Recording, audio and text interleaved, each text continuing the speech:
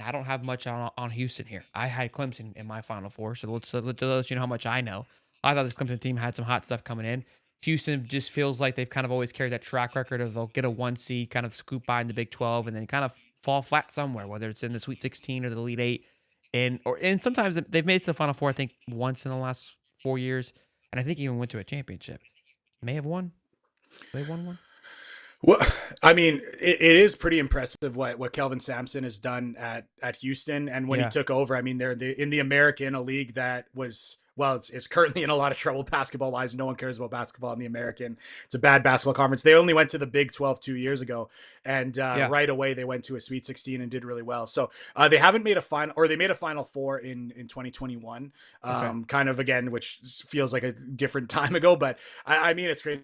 I know that a lot of people will now be familiar with Ken Palm, this very valuable tool that ranks teams 1 to 364, and it's kind of the a big thing for seeding, for NCAA tournament selection. It's kind of the metric everyone uses to say how good or bad a team is. I mean, the last 5 years for Houston in 2021, they were fifth in the country. In 2022, they were fourth, or sorry, they're second. In 2023, they were second. In 2024, they were second. And in 2025, they are second. They have put Wow. together an incredible run that has unfortunately seen them fall short, I would say, in the NCAA tournament. Now, the reason they don't really get talked about it is because they haven't had that monumental first round upset. So again, they made the Final Four. The next year was an Elite Eight. That's great. Then the last 2 years have been Sweet 16s, which again is Sweet 16 is great. A lot of teams would be really happy with the Sweet 16, but when you're a 1 seed, you feel like you left a little bit of meat on the bone, and I think that's kind of been the situation for Houston. And again, there is a lot of randomness in the NCAA tournament, but when it comes to Houston, I really do think their style of play has traditionally not played well in the NCAA tournament, Mm. because you mentioned it, they have a distinct style. They only care about defense first, second, third, fourth. They do not care about the offensive side of the basketball. And that is not a joke. That is, if you go look at Kelvin Sampson, that's all he talks about in games, even that they struggle to score. He says, oh well, our defense needs to be better. It is just their 100% focus is toughness, physicality. You'll also see around Twitter right now, a lot of their practice clips are getting shown, and their practices are guys just diving across the floor for loose balls, guys getting hit with pads, physicality, like it looks like a football practice. And in recent years, that has meant when it gets to the NCAA tournament and everyone's playing a little bit more physically, a little more defensive, they haven't been able to score enough.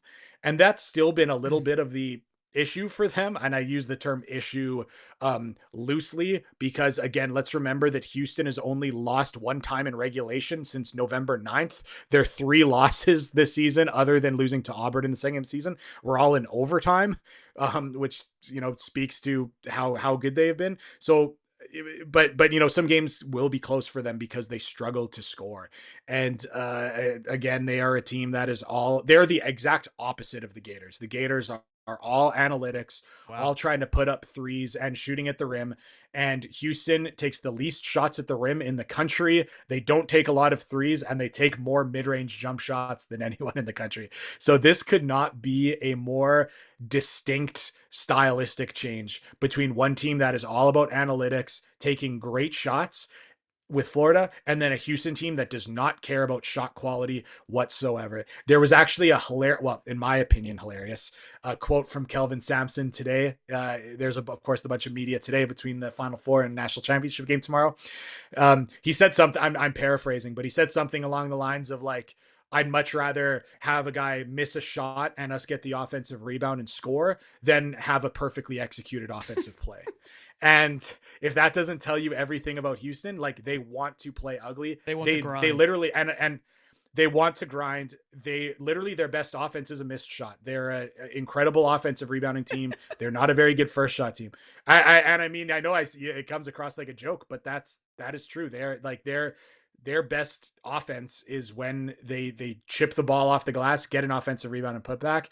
Look, And this is really like, this game is like a complete last stand for rock fight basketball versus analytic nerd ball.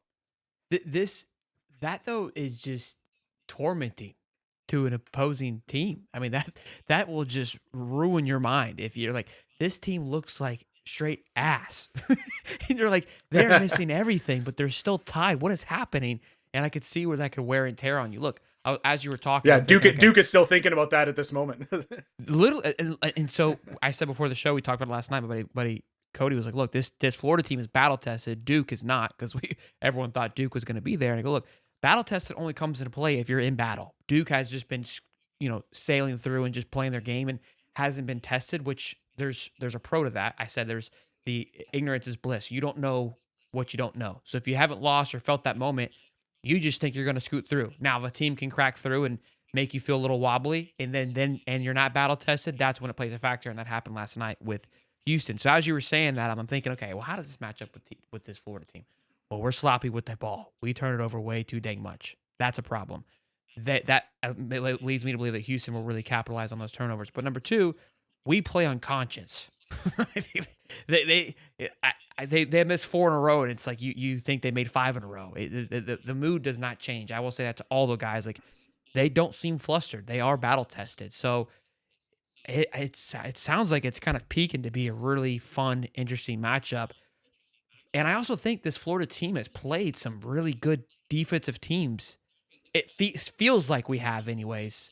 So maybe a good build-up. Am I wrong on that, or Florida has done more damage to themselves? I mean, the first thing I'll say, and just you said it a couple sentences ago, but every Houston game is disgusting.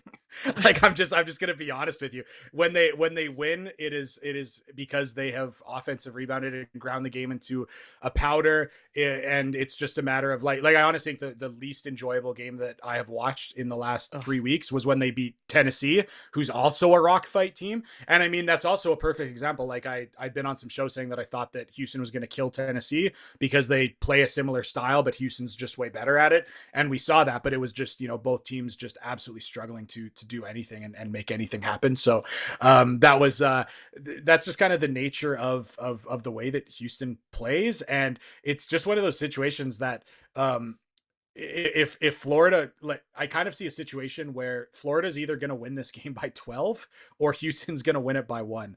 Like, there's no way to me that this is just like a close game that like Florida just like edges out, because I honestly think either Florida has the is just executes on such a higher level offensively and is able to neutralize some of that grind style of play with Florida's offensive rebounding and their length, or You ever watch your favorite football team, whether college or NFL, and you see the hold?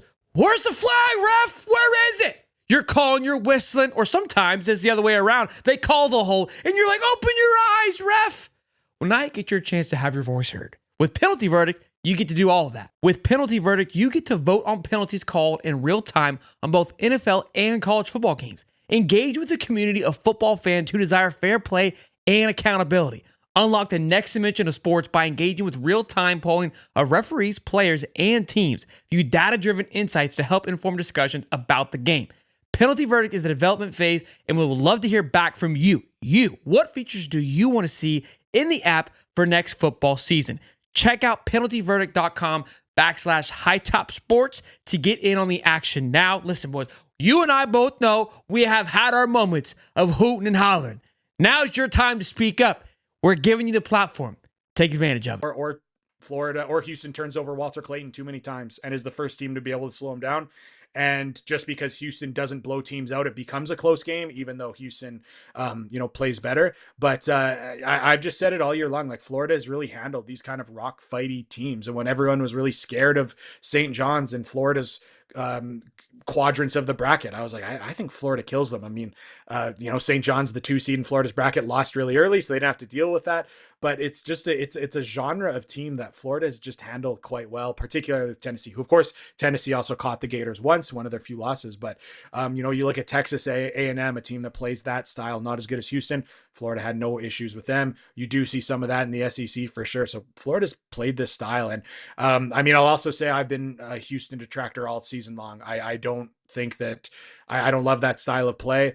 I think that there was a reason that it hasn't played up in March in recent years. And to be quite frank, I'm stunned that we're talking about a Gators Houston game. So I've been wrong on Houston. So let's throw that with a preface. But yeah, just given that the style of team that Florida has had success with, I do think things broke really well with this matchup, and I think the Gators are going to be much happier playing Houston than they were if it was going to be Duke. And that's how I think a lot of us, the fans, are feeling for sure. You mentioned St. John, and for people who don't know, St. John, I think was ranked second in on defense this past year. They're one of the Oh, probably, yeah. And Houston's won, so yeah, they were the best, one of the best, and that was kind of yeah. what St. St. John's is John's. second, yeah. Yeah, they came in with that was kind of their calling, right? Number two, and think about that Arkansas St. John's game. How did Arkansas beat them? They just got hot, and something with those defensive teams, they're hard to kind of, I think what you're getting to alluding to too, it's hard to really give you a feel. It's like, look, if Florida's firing all cylinders, you're just not stopping them. Like that's just what it is. And that Arkansas team was hot. They went rolled into that game just not missing. They kind of the game they played before that with Kansas, and I think one more before that too. They were just really on this nice rhythm and felt comfortable shooting the ball. So it really didn't matter who was putting their hand in front of them or what defense they were throwing on. They were shooting into a 10-gallon bucket. It seemed like. Obviously, they ended up choking versus Texas Tech, but at that point they were doing just fine. And again, if Florida can find the rhythm, I think, like you said, they've played this team all year long in some shape or fashion, have had no issues with it. However, when you got a team like Houston that makes it gritty, that makes it ugly, that's why it's hard to predict a game. That's why it's a 1 point spread, because it's like, and the over under is 141. It's just if they can get it Mm. ugly enough, it becomes just, it's not even a basketball game anymore. And again, it becomes up here because the guys are used to this, and it's a weird way. It's I've always said it's like ping pong. You can be the best at ping pong and really, really good. And that's kind of how I would come across like a Houston. And I would be in my head because I'm like, this person has nothing that's better than me. They just keep hitting it back. I'm like, I can't get it past them. And and there's no offense. And they'll tee it up and I'll slam it. And that could really get to you if you're not prepared for it. And that's where I feel like this Florida team could fall into that little trap with Houston if it be.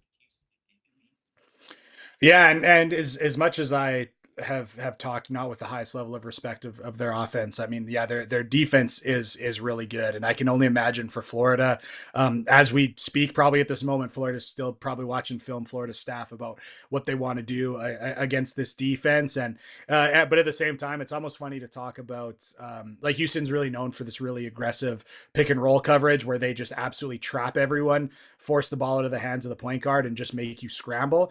And Florida's, of course, really struggled with turnovers recently. Yeah. So that is definitely a concern, I think, without having a lot of great ball handling on the Gators. Mhm. But it's also one of those things where it's like, well, they also turned the ball over a ton against Auburn, didn't hurt them enough. And throughout this tournament, they've been throwing the ball around, giving it up, and still they've won. So there's one element where it's like, for a Houston team that struggles to score, if you turn the ball over trying to run pick and rolls and then they get some points going the other way, that's just extra backbreaking because you need to make Houston try to execute in the half court. But at the same time, I also just look at the way that Florida's turned the ball over in recent games and still won. It's like maybe they can throw it away a little bit and still be successful. But I do think that is going to be something to watch for. And if you are looking for the biggest kind of concern from a Florida standpoint, it's going to be these guards versus the pressure of a Houston, and how Florida tries to keep Walter Clayton and Elijah Martin particularly out of situations where they will be trapped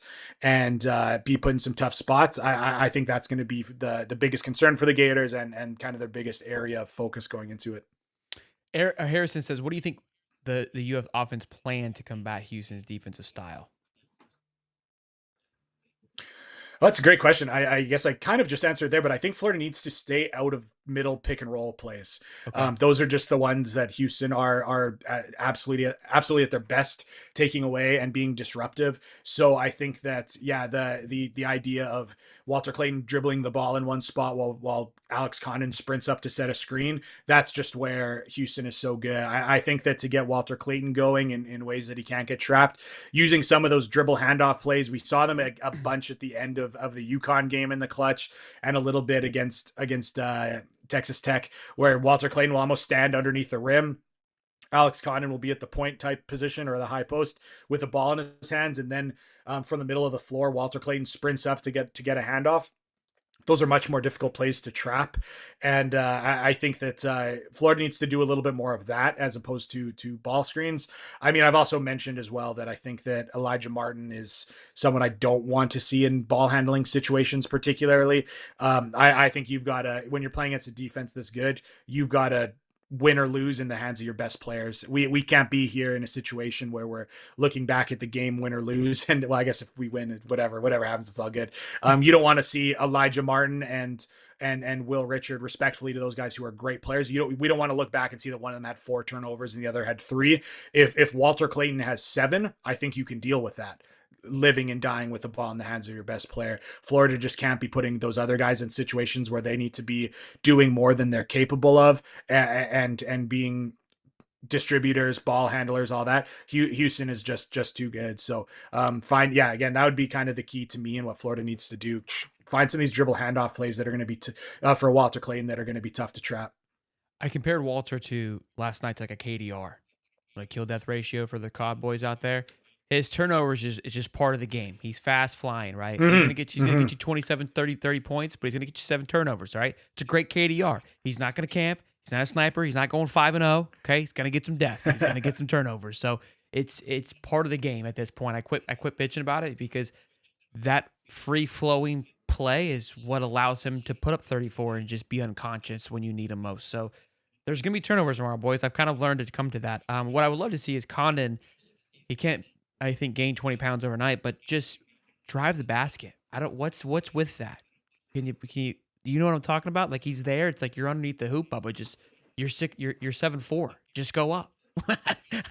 What is it?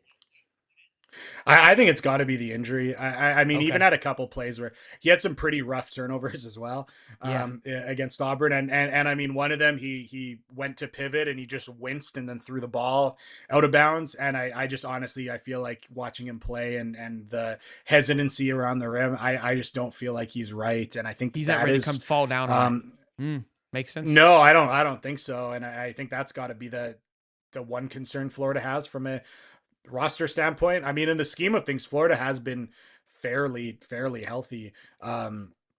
Generally speaking, this year, like, yeah, they missed Walter Clayton and Elijah Martin for some games, missed Alex Hunter, but it's not extended stretches for everyone. So they're pretty in a pretty good position here going into this one. But at the same time, if Walter Clayton is at, I'm not saying I don't think anyone is bottling up Walter Clayton, but if he's having a 21-point night instead of a 31-point night and someone else needs to pick up the slack, I think an important player for that would be Alex Condon. And another thing too, just going back to the trapping that Houston does, a lot of things that teams are going to try to do against that trapping is kind of those like quick short rolls, they're called, where essentially that ball screener just takes like 1 or 2 steps and the ball handler can quickly throw that ball to him before the defense is able to trap him and disorient him. So that's another thing that I think Florida might look to do. And again, that's going to put the ball in Condon's hands in situations where he'll have to be aggressive and drive. And if not, those are going to be dead plays. So I am definitely concerned. And it's one of those things that if he was coming down awkwardly and wincing on Saturday, I don't know if he's going to be much better on a Monday, but you tape it up and you see what happens. Mike has been playing good. Put him in. Jonas $2 says, Eric, fair to say Houston is similar to Tennessee?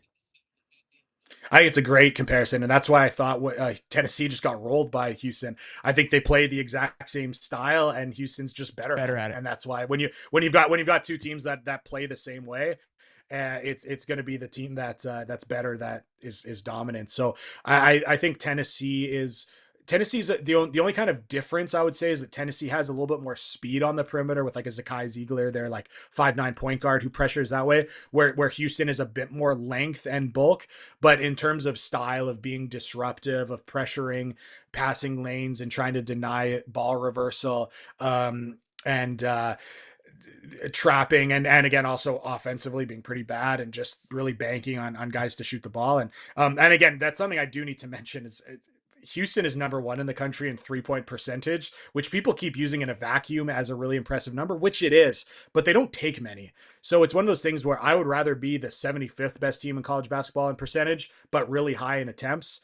They don't take a lot, but they are capable of hitting them. And that's really what what required them to get back in the game against Duke, and Tennessee has that a little bit as well with the Chaz Lanier, and that's where Yeah. you saw there's times that Chaz Lanier, when he was on, Tennessee was able to win some games, and when he goes cold, they just have no other option offensively, and I do see that a little bit with Houston as well. So I think that while Tennessee was able to catch the Gators once, I think ultimately, of course, the Gators were able to get the last laugh when it came to beating Tennessee, and I do think that's the perfect game to that Florida fans can look at and say, well, Florida beat Tennessee and handled that with relative ease. I mean, Houston is just going to be a slightly better version, but not a greatly better version.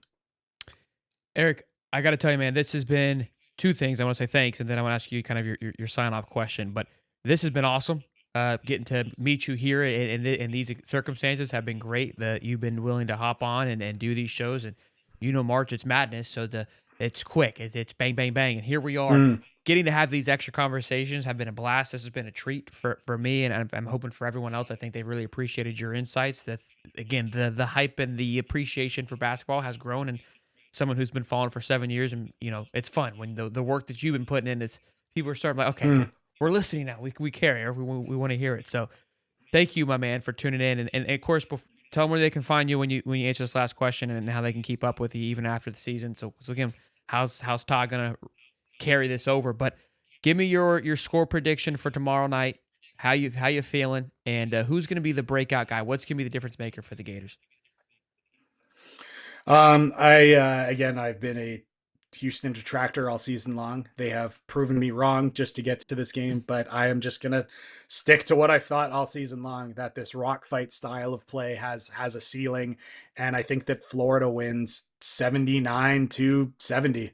I don't. I think 70 points from Houston is one of their bigger offensive outputs, and yeah, I do think that that's going to be an important kind of situation. Is just that the fact that if Florida can just muster 79 points or something like that, that's a difficult challenge for Houston to hit. So I'm more confident about Houston matchup than I was an Auburn matchup and a Texas Tech matchup. So Wow. hopefully I'm not jinxing it, but I think that in a tournament where there's been some things to go Florida's way in a number of ways, I think taking on Houston in a team that's a style that Florida's handled well all year, I think that that's just going to be another story of an NCAA tournament where things have went Florida's way. But again, yeah, people can follow me at Eric Fawcett _ All my writing is at GatorCountry.com. I also have a Florida basketball podcast called Florida Basketball Hour, which we're recording again just after I get off this call. So there'll be a bunch of content there, as well as on the Patreon, where there's a bunch of like film studies where I look a little bit more about why I think Houston's offense is really bad and why Florida is in a really good position to win. Awesome. Go check that stuff out, boys. Eat it up, gobble it up while you can. It's fun for me watching the game. We get nervous. Our belly gets twists and turns, and I said it on the stream last night, buzzed and all. Eric's up here living strong for these games. That's what's been fun for me. And so it's I remember you saying, "Hey, Auburn's steady," and I go, "Guys, boys, this is what Auburn does. We do our peaks and valleys. We're in a valley right now. Here comes the peak, and by golly, we peak." So, Eric, man, you're awesome. I hope I said I hope to see you again this week on Sunday, and here we are. So maybe we'll have you on That's again, it. man, to celebrate the championship, to say thank you one more time. Maybe we'll go to do this one more time before next year. Yeah, hey, if Florida wins a championship, I hope it is a lot of great content for everyone. I hope we milk it for a whole bunch. I was actually curious what you'd be talking about on your show on April 6th at this time last year, and what you would have been talking about, and this is going to be hopefully a lot more exciting. Yeah, this has been a hell of a March and hell of an April, and to roll into spring camp. This has been fun. This has been a one for the ages for sure. And I called my boss. I said, "Hey man," I said, "if Florida wins tomorrow, I'm calling out for the week." He's like, "Well, what if they lose?" I'm like, "I'm calling out for the week." Well, that's championship basketball right there. Either way, it's gonna be a road, and I'm not sure I'm gonna be conscious for it. But Eric, thank you, man. I appreciate you, Bubba. Go Gators.